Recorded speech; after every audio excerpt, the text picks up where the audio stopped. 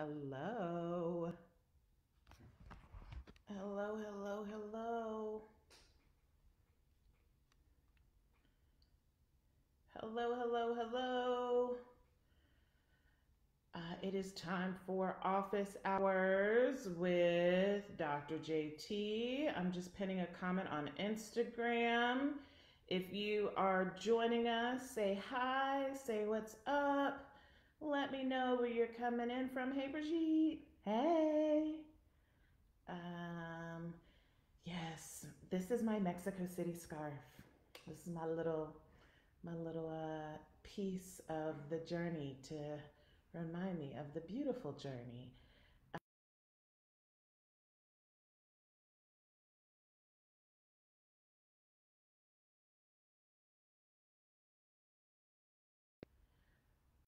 All right, we are going to get started. Hey, Damien, what's up? What's up? What's up? Okay, y'all, I'm excited. All right, so I'm going to be looking back and forth because I'm streaming into my Facebook group as well as on Instagram. And so if you see my eyes going back and forth, that is why. Okay, so welcome to Office Hours with Dr. JT. I'm super excited. If you're new to Office Hours with Dr. JT, just a quick rundown of what it is, who I am. So, my name is Erica Jordan Thomas, former teacher, former principal. I left the principalship and went back to school full time and graduated with my doctorate in May. And I launched my consulting business in October of 2017. So, next month will be our 4-year anniversary. And in my business, I have two arms of my business. I have my consulting business that coaches and develops principles. And then I have my business that supports educators in launching their own consulting business. And so every other week, I go live with Office Hours with JT. And what that looks like is I have a private Facebook group community where every other Thursday we release a poll of questions that people submitted to the group once they joined, and the group votes on those questions. And the 3 questions with the most votes, I go live the following week and I answer those 3 questions. And so for my folks on Instagram, if you're not in the Facebook group, just click the link in my bio and you can join us, so that way you can engage in the poll. You have the option to add questions in case there's anything that you want me to answer. So we have 3 questions tonight. So those 3 questions, and if you see me looking down, I'm looking down at my notes.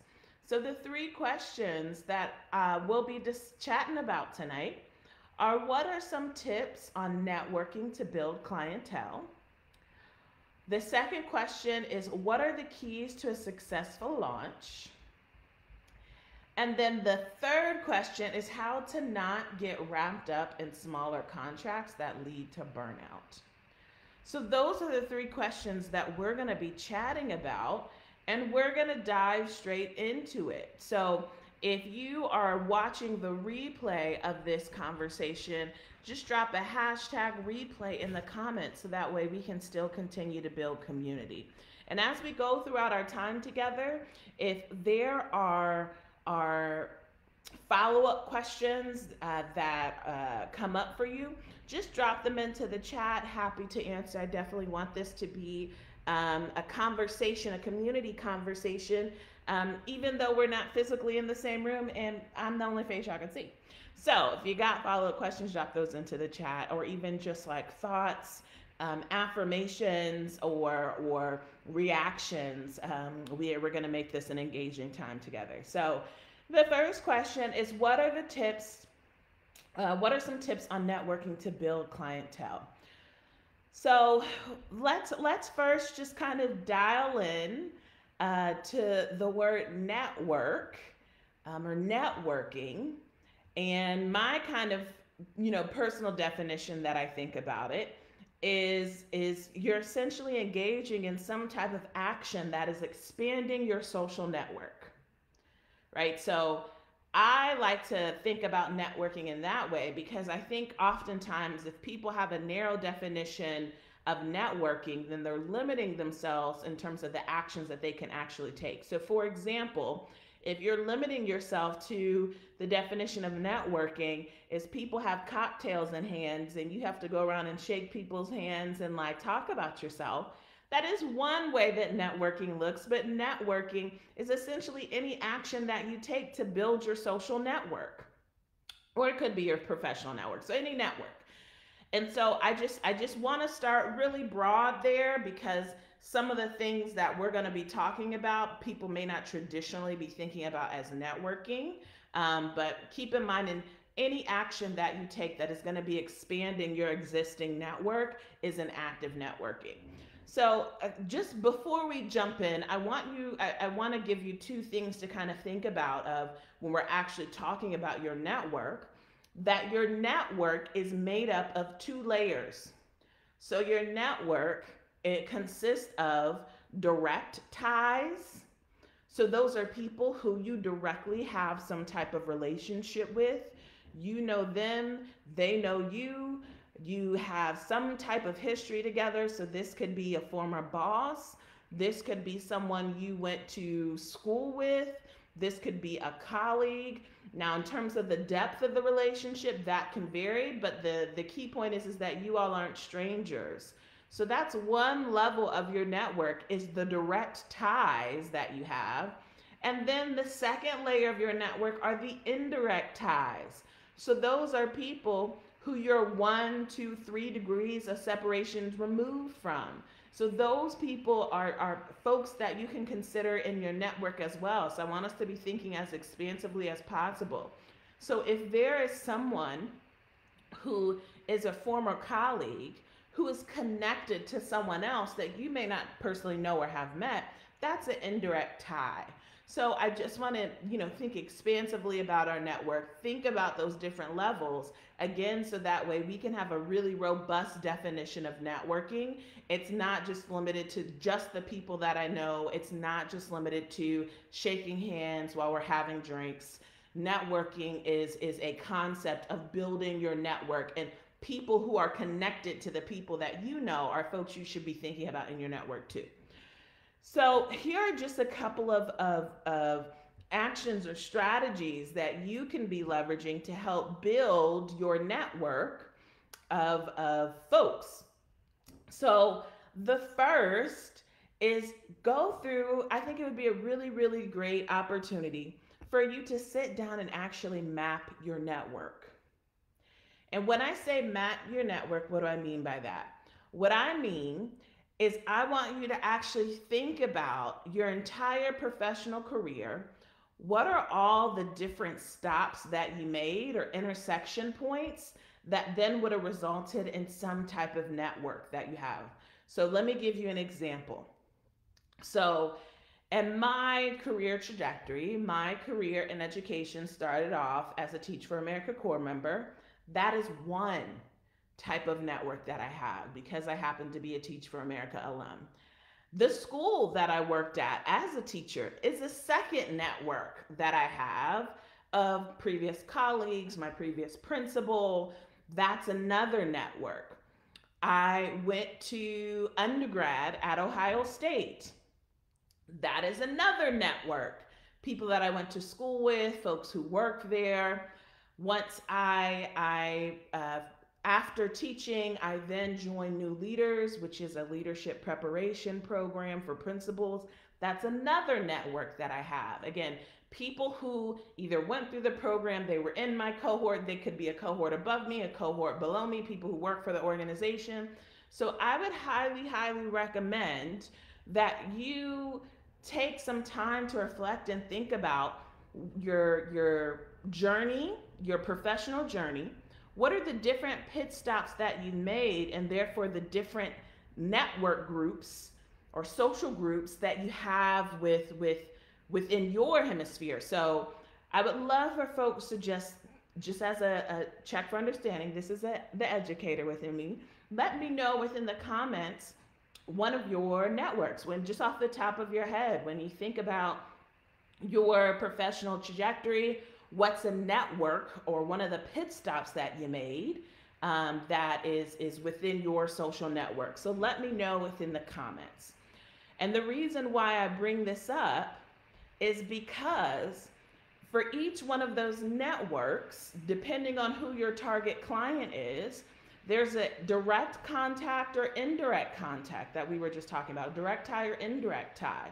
So once you've done this level of reflection of thinking through what are the different stops that you've made that then have resulted in different networking groups or circles, then you can begin to think about, all right, given who my target client is, who within those networking groups are either a direct tie, meaning they fall directly into my target client, or they're an indirect tie, meaning they could be connected to someone who would be defined as my target client. So I'm looking here at our comments of TFA, EL Education. Yes, those are great examples of different networks that you could begin to explore for different direct and indirect ties. And so what that would look like is actually just sending an email to folks, and this can look like one of two ways, right? So if it is a direct tie, you can email them and be pretty straightforward because there's an existing relationship here, right? So you can say that, hey, I am in the process of growing my consulting business.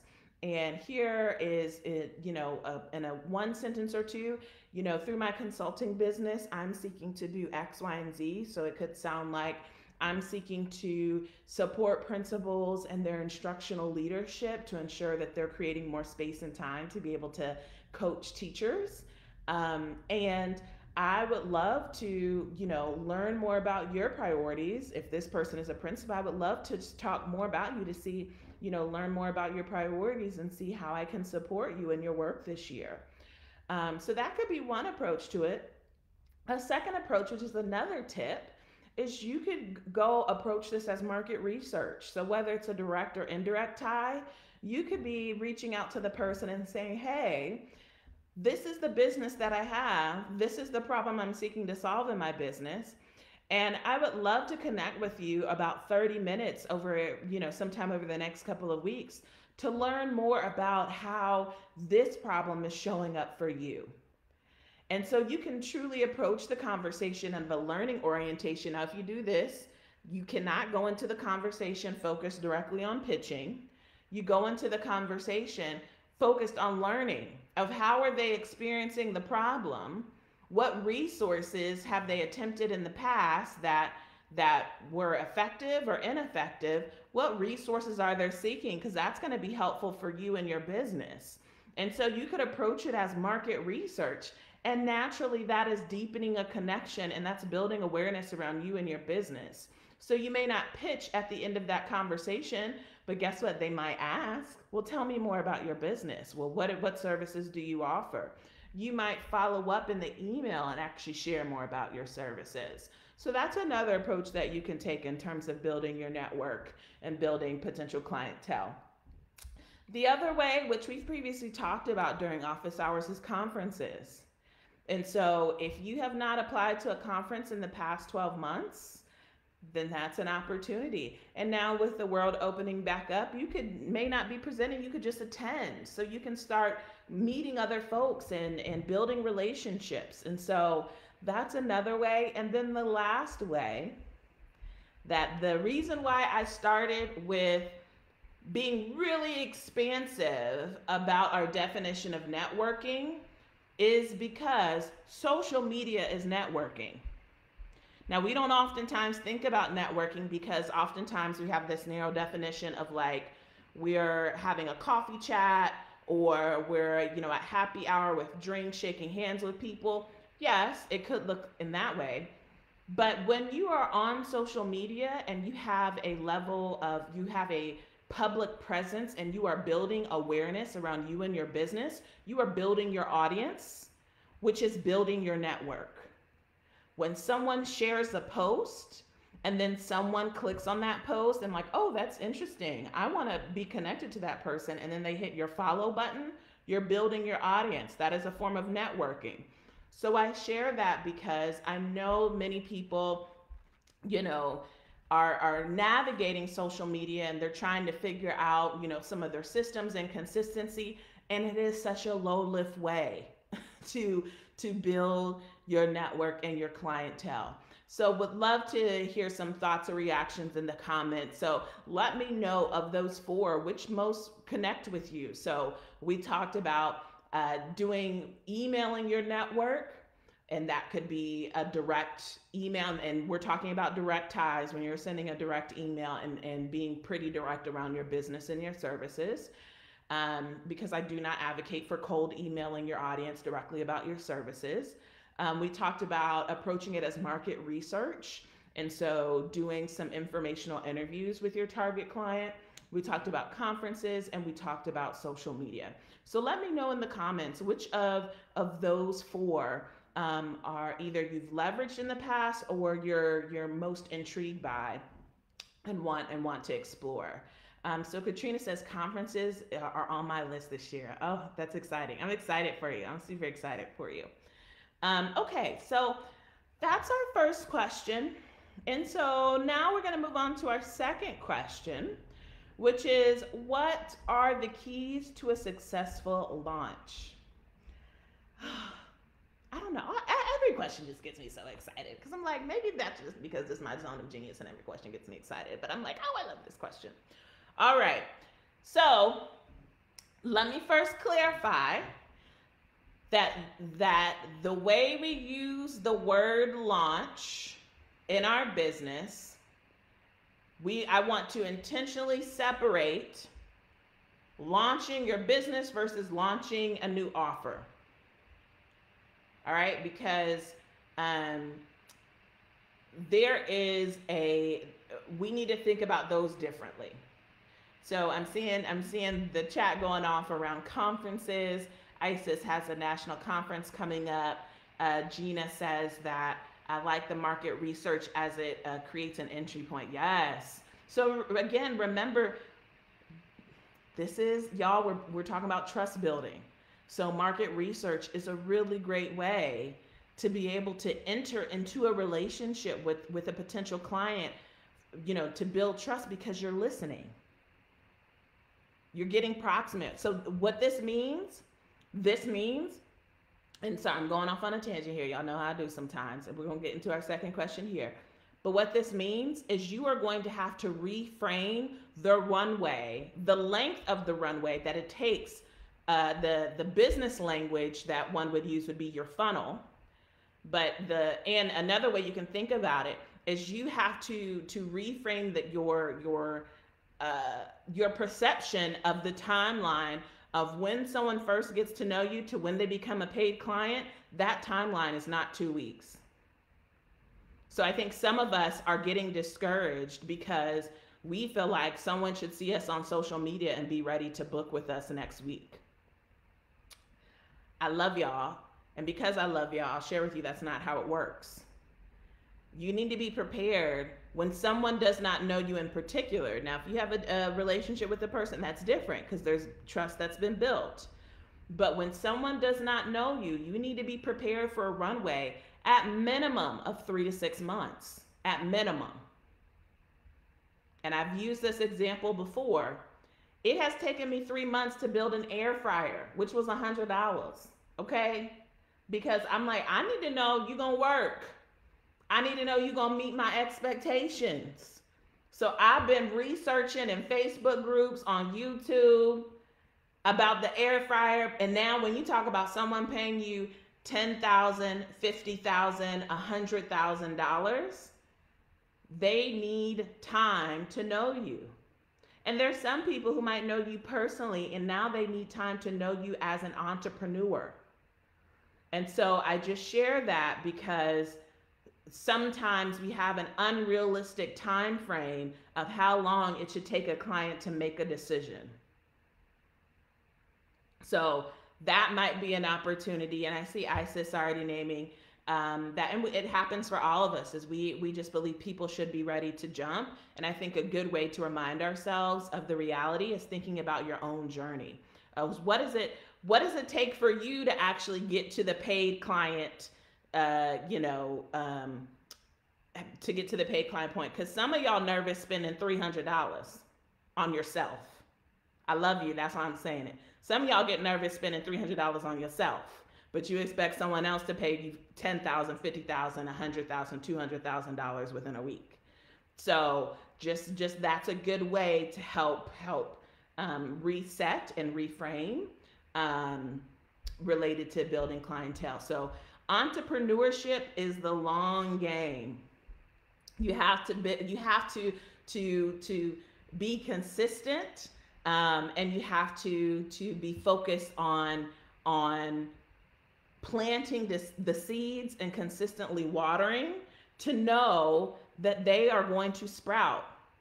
And that's the analogy I also think about too, is if I were to plant some seeds for some basil, I plant the seeds and I water, I can't tell you when it's going to sprout though.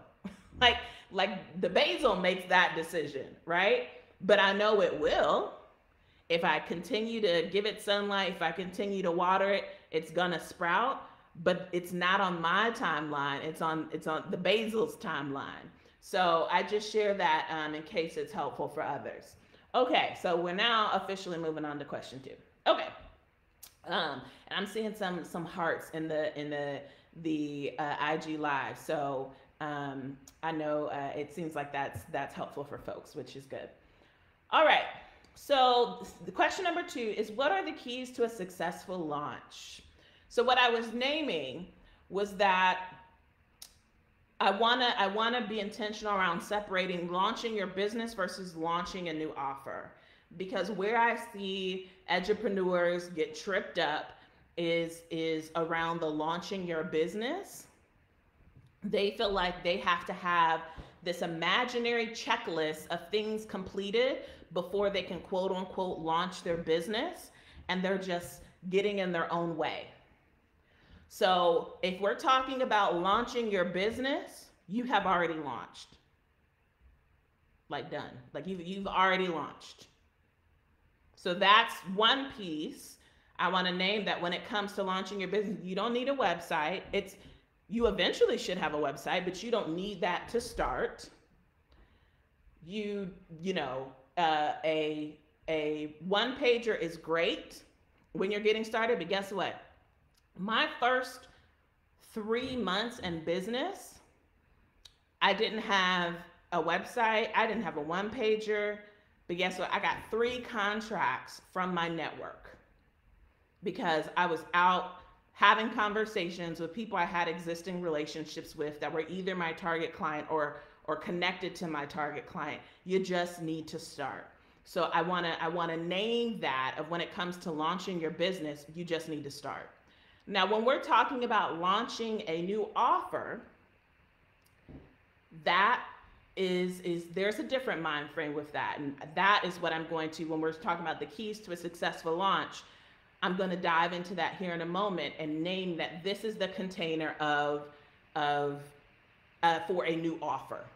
These keys apply to a new offer, not your business, because your business you've already launched and you're just going to go out and do it.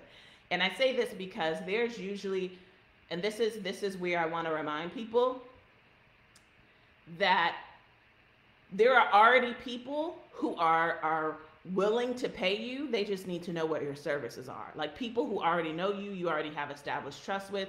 So you just need to put in the work to have some conversations, to connect with people, to start talking about your business.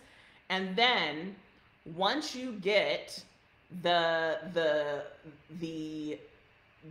momentum building of having those first couple of contracts, then you can start actually thinking about the actual infrastructure of website, of what does the actual pages look like, and get my email together. So those things. I see this question on IG so I can have an offer without a website, correct? Yes, you can. Yes, you can. Because your website is not, you delivering the offer is not contingent upon you having the website. Here's the thing. The website is to build trust. So your website is needed for people who don't yet know you. But there are people you already know who would be willing to pay you and give you a contract. Go ahead and tap into that, get the funds that then you can then use to help build your website. So that way, as you are still nurturing your audience of folks who don't yet know you, who do need the 3 to 6 month time frame, they have the website that they can go and visit. So let me now just get into the keys to a successful launch. So we've intentionally kind of pulled apart. Launching for your business is different than launching for your offer. So we're talking about these keys for a successful launch. We're talking about actually launching a new offer. So there are 3 phases to a launch. I'll name them and then I'll just name some brief highlights from each of them. But the 3 phases of a launch are a pre-launch, the launch itself, and then the post-launch. Again, pre-launch, launch, and post-launch. Where many people make the misstep is they just launch and they don't pre-launch or post-launch. So when I say pre-launch, what I mean is you need to give yourself a runway to begin building awareness, to start nurturing your audience, that is going to lead you into the actual launching of an offer. So when I'm saying pre-launch, I mean you need to give yourself a runway of 3 to 6 months. So I love y'all. And that's one of the missteps that we often make is, let's say we plan to do a webinar, and whether it's, let's say it's a paid webinar. So you plan to do, a paid live workshop. You cannot put that out into the atmosphere 2 weeks before the webinar. You can actually, but you want to have some type of pre-launch intentional phase that is actually warming your audience up for the offer that's to come. So this is, y'all, this is almost like lesson planning a bit. So we know that the best teachers don't create their lesson plans the night before. Like, you can, but that lesson ain't gonna hit like it could. The best teachers are actually really thoughtful and planned out, that they have actually at least created an outline at the unit level. And then they're just filling in some of the details maybe the week before and then getting their materials prepped the day before. That's how you need to be approaching a launch, right? So when you're thinking about the pre-launch is, and you may not say anything about your offer in the pre-launch, but the pre-launch, you are intentional about nurturing your audience, because we know as consumers, people just can't pop up on us selling. It's like, where you been? And now you want me to spend money with you? I ain't heard from you in how long?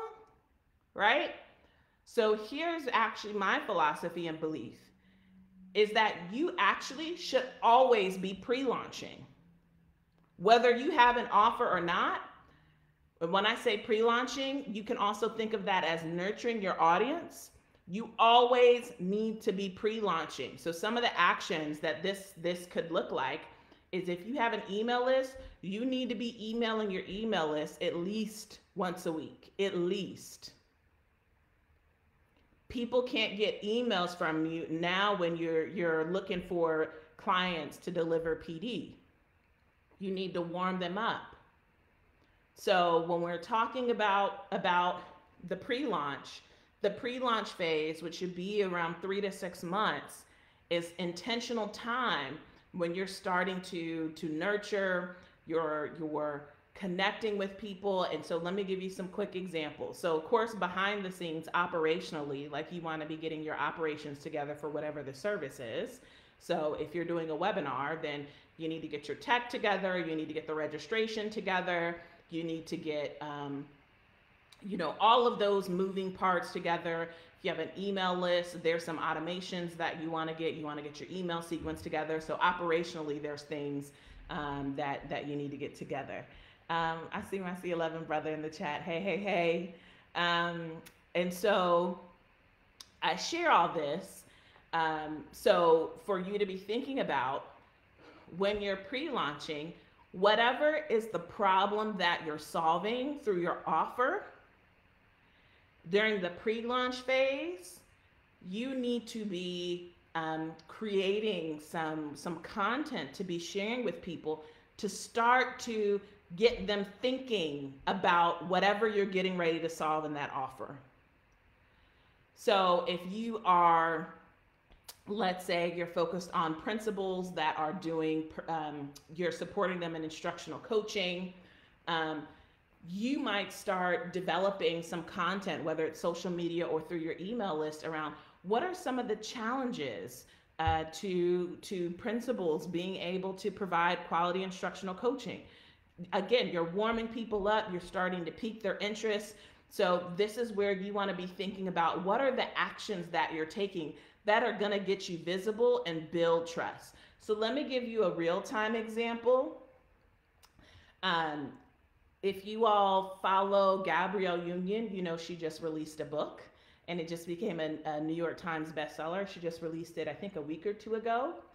And y'all, I have seen more of Gabrielle Union on my phone and my computer in the past 2 weeks than I probably have all year. Because she is pre-launching. Before the book even came out, she had a Times article that came out. She was on podcasts, she's on talk shows. She is getting visible. And guess what? I bought the book. Like when the book dropped, I pre-ordered it because of all these pre-action or pre-launching actions that she was taking that were warming her audience up for what's to come. So again, give yourself that 3 to 6 month runway and think, and even before the 3 to 6 month runway, so if it's 3 months, you need to start planning at the 6 month mark, because that could be you're strategically applying to conferences, you're trying to get on people's podcasts, you're planning to do some lives, you're going to drop some blog posts. So that way, during that 3 to 6 month container, you got stuff coming out, you're getting in front of people, you have a presence, and you have to plan that in advance. You can't do that 2 weeks ahead of time. So during that pre-launch phase, the focus is visibility and building trust. So let me know in the comments what resonates with you. I see Katrina says, it's true, Gabby was everywhere. Yes, she was pre-launching. She was pre-launching. Yes, yes, yes. All right, y'all, I'm getting hot because I'm getting so excited. So let me take my little scarf off. Okay, so, all right. So that's pre-launch. So let me know in the chat what sticks out to you, what resonates, what your thoughts or reactions are. If that brings up any other follow-up questions or sparks any reactions, let me know in the comments. So that's pre-launch. You have the actual launch where you then are actually now publicly sharing whatever the offer is, and everything that you're sharing has a very clear call to action, where the call to action is to your offer. So if you send an email, the call to action is sign up for the webinar or book a consult call here or apply here. Everything during your launch window has the same call to action, which is your offer. And so your launch window, you determine how long you want your launch window to be. Here's the thing.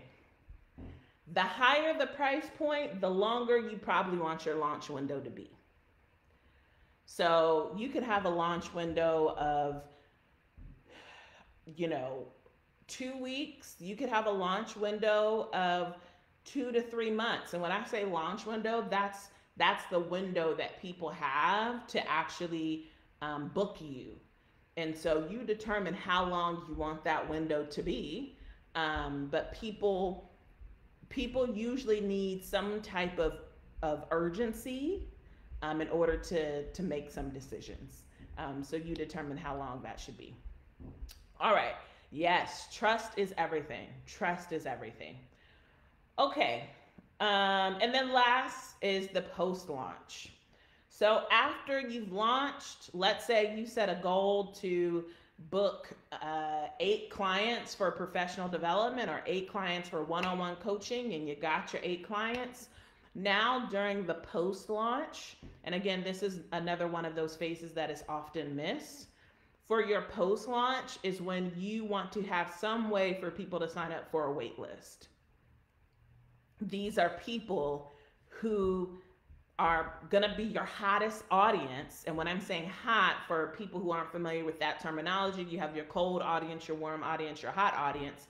Your hot audience are people who they are ready to buy. You just need to give them the opportunity. So you want to be having a direct line to those people, which is why a wait list is a really great strategy. So during the post launch, you're going to want to have some system where people can sign up for a wait list, so that way you can still stay in contact with those people. Those will be the first people you would reach out to the moment you have your next opening. You would also want to analyze your numbers. So you'd want to have a little data meeting with yourself. So during the post launch, this is the opportunity for you to be able to reflect over the actions that you took over the pre-launch and the actual launch, to then to be able to come to some conclusions around what worked and what things you'd want to tweak for next time. So you might be looking at if you went live on Facebook, how many people attended each live? And was there something about the time of day that produced a particular, the greater audience? You might be looking at, if you did a webinar, how many people visited the landing page versus how many people registered versus how many people showed up. So if you have a show up rate that you're not too happy with, then you might want to strategize around, all right, well, I need to send more emails, or I need to have, maybe there's a layer of, I want to start utilizing SMS reminders, so text messages reminders, because people were clearly interested if they registered, but for one reason or another, they didn't show up, or how many people watched the replay. That post-launch, you want to get into your numbers and really being able to reflect and see what went well, what do I want to do differently for next time. And then also a part of your post-launch is feedback from the clients who signed up for you. So you might give a survey after they've been onboarded to ask them about their onboarding experience, or during the intake form, you might have a how did you hear about me, so that way you can get clear on where your leads are coming from. Or at the end of the service, you might want to have a feedback. Well, you definitely want to have a feedback survey just to learn more about how the service went. But those are some actions you can take in the post-launch. All right, so let me know in the chat which of those 3 phases that you want to focus on this next time around. Do you want to dig deeper into a pre-launch, your actual launch processes, or your post-launch? What is your greatest opportunity for the next time around? So Erica says, I just read something that said how the post-launch share how the delivery of the service is going with your clients. Absolutely. Absolutely. That's a great idea. And that could also be a way, right? Because essentially that's a testimonial. So that can also be something that you incorporate into the pre-launch phase, right? Of that's social proof of how things are going, is a testimonial. So that's a really great idea. So I'm seeing lots of folks naming the pre-launch. Yeah, that's usually the biggest opportunity. And it's so interesting, like the way we will set ourselves up to make our pre-launch phase 2 weeks, and then we get really disappointed and start doubting ourselves when we didn't hit our goals. It's like, no, boo-boo, like, you got the sauce. You just ain't give yourself a long enough runway in the pre-launch. And so, and this is one of the mindsets that I had to work through is, and I think this is one of the ways scarcity shows up, is believing that you're going to lose clients the longer you pre-launch it. Like if people have to wait, then you're going to lose your clients. When it's like, they will be there. Like the clients who are meant to work with you, they are going to be ready. Whenever, if they're truly a fit for you, they're going to be ready. And so, if that's helpful to someone, I just wanted to share that. Okay, so now our last question is how to not get wrapped up in smaller contracts that lead to burnout. So this question, I so appreciate this question because it's naming a something that can happen frequently for folks, and so by proactively naming that, then we can begin to plan of how do we make sure that doesn't happen. So this is definitely something that can happen in your business, is if you're focused on of getting caught in this loop of accepting small contracts that do not equate to the amount of work and energy that it requires to put in. And now you're caught up in this hamster wheel that it's like, well, you could have just stayed at your job for that. Like if you're going to be on the hamster wheel, you need to be on the hamster wheel at your job, not in your business, because you're the boss now. And how are you on the hamster wheel and you make all the decisions? Like clearly that's not what we want. So I think with this question, there's actually an opportunity to reframe. So rather than asking how to not get wrapped up in smaller contracts that lead to burnout, excuse me, I think there's two ways to reframe this. I think the first way to reframe this is really to ask yourself, how do I get comfortable saying no? Because you can always say no. And so what prevents you from saying no when you have these smaller contracts? I think that's the first way to refocus or reframe the question. The second way is, how do I get comfortable setting boundaries with my pricing and time? Because one way of how to not get wrapped up in small contracts that lead to burnout is don't accept small contracts. But do you believe that you're worthy of bigger contracts? So that means that you have to set boundaries around your pricing and not accept certain contracts that are at a particular price point and below.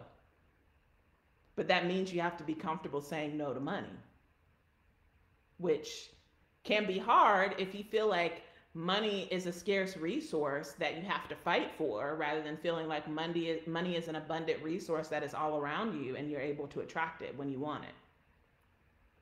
So those are two potential ways to be able to reframe this question. And I will tell you, you will have to, this is going to be a necessary part of your journey, because I've had my consulting business for 4 years, and guess what?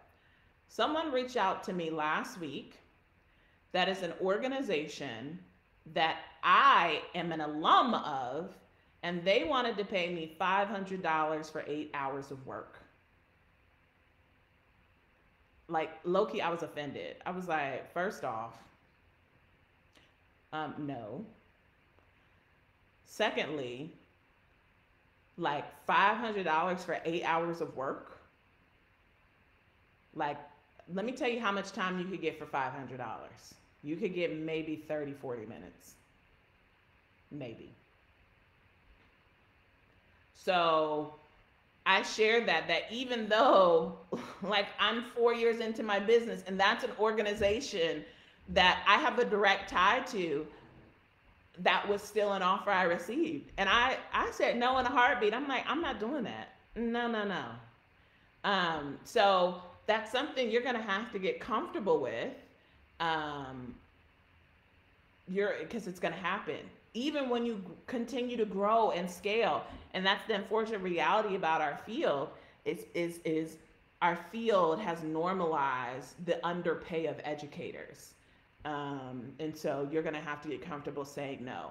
So here's one way that, because this is really a mindset question of how do I not get wrapped up in smaller contracts that lead to burnout? This is a mindset question. Because really, because it's you're the one who accepts contracts. This doesn't lie in anyone else's ballpark but you. You have to develop in your mindset enough to know what you say yes to and what you say no to. Because some people would have said yes to the $500 contract for 8 hours, right? And I'm, do you? But I'm not. Do you? Right? But know that if you've done that once, you likely will do it again, and you have now placed an invisible ceiling on your revenue.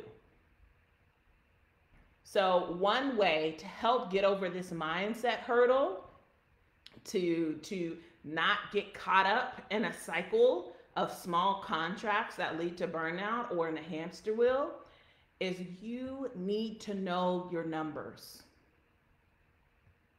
You need to know your numbers. Y'all, I'm looking at these comments. And y'all, let me tell you, I'm sorry. Y'all know I get caught up in rabbit holes. But I was sitting here thinking, I was like, I got a whole ass doctorate from Harvard, and you trying to pay me $500.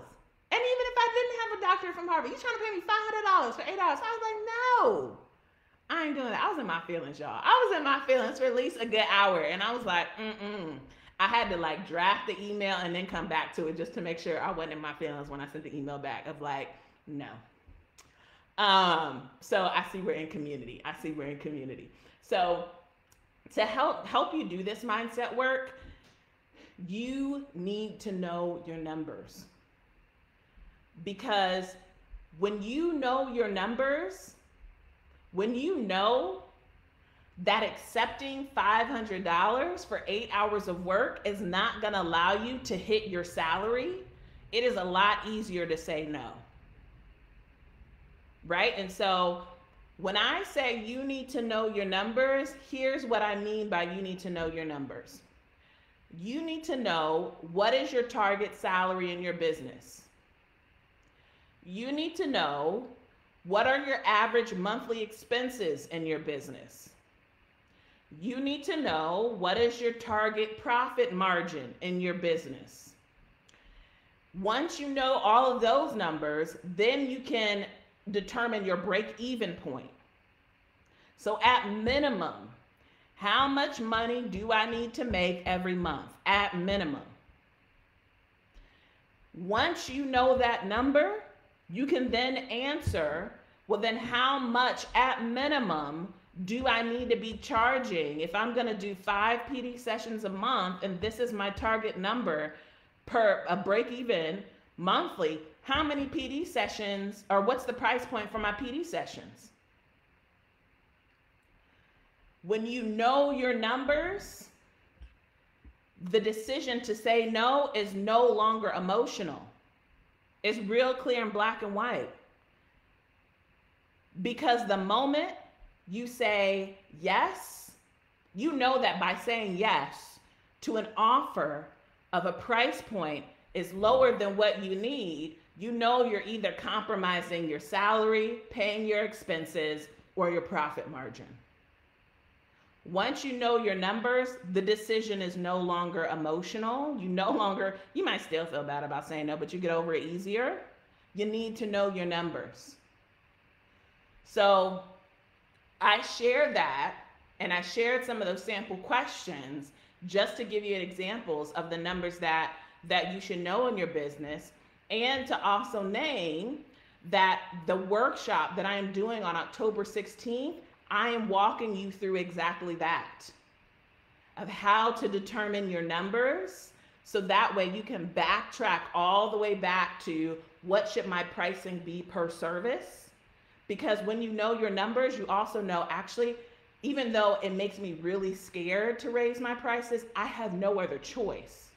If I want to make the salary that I want to make, or if I want to cover these expenses, I have no other choice but to raise my price.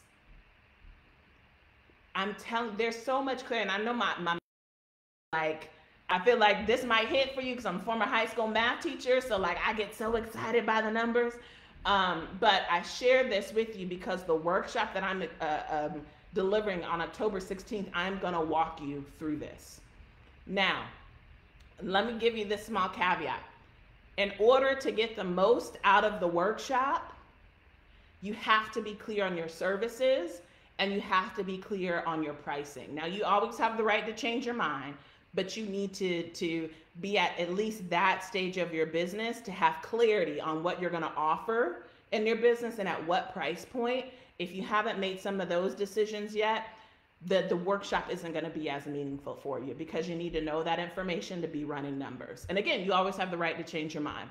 So if you are on Instagram, linked in my bio is the link to enroll for this workshop. And y'all, I'm going to give you a tool that I personally use in my business to do all of my projections. So this workshop is worth, even if you didn't attend the workshop, the value of this tool alone is worth the cost of this workshop. And let me tell you, when I say you always have the right to change your mind, that applies to me too. So I don't know when I'm gonna do this workshop again, but if I do it again, the price likely will go up. And so I want you to have this opportunity to be able to run your numbers, to know your numbers. We're gonna go through that. I'm literally gonna walk you through each phase of this tool that I'm gonna give you. You're gonna have time during the workshop to actually practice in the tool, to get some feedback. We'll talk through it together. I'm gonna walk you through all of that. So hit the link in my bio on Instagram to be able to enroll. If you are in my Facebook group, I will drop the link into this post so that way you have that link. And yeah, so those are our 3 questions. This was a good time as always.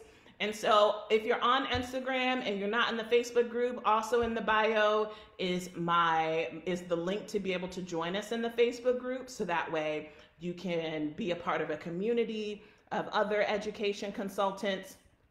You can have access to be able to ask questions and get input. Someone just put a really great question into the group today around payroll systems. How do you pay yourself? And then how do you figure out how much to pay yourself, which I'm gonna answer here in a little bit in the group. And so it's a really great space just to be able to get support. So y'all, this was a good time.